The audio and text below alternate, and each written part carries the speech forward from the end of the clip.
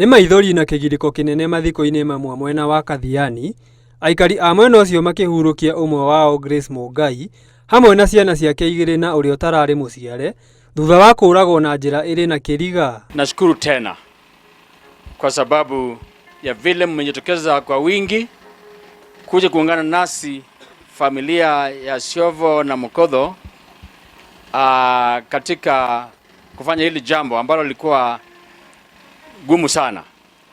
Mmetutia moyo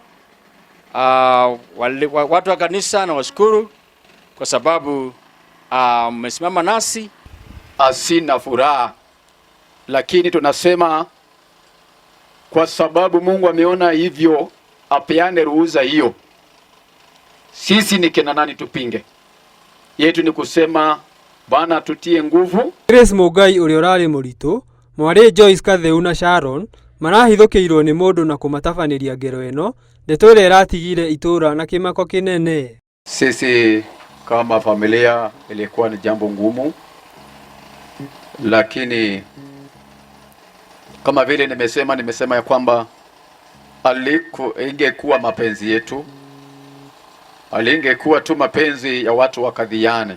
Sisi kama familia tumepoteza watu wetu, lakini tumekuja kuwafungua waende kwa amani.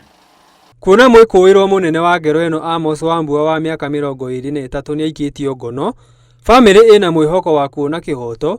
Leo aikari makĩũrio magĩe na wetereri ũthuthuria Baranginyo ũgĩthiaga na mbere. Mwenye kutekeleza hiki kitendo hatuko naye.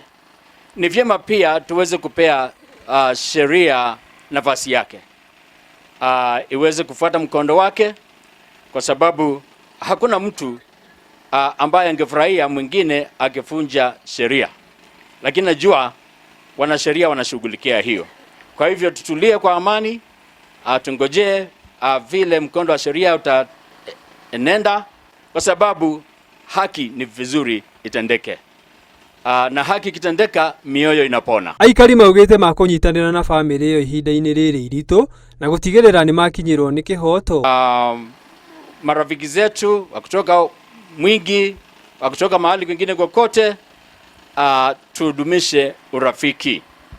Tudumishe urafiki, na kama tuko nayo njia yoyote ambayo tunaweza saidia familia, tujitokeze, tusaidiane. Ngĩribotera Inooro TV, njĩtagwo Erastus Ngigi.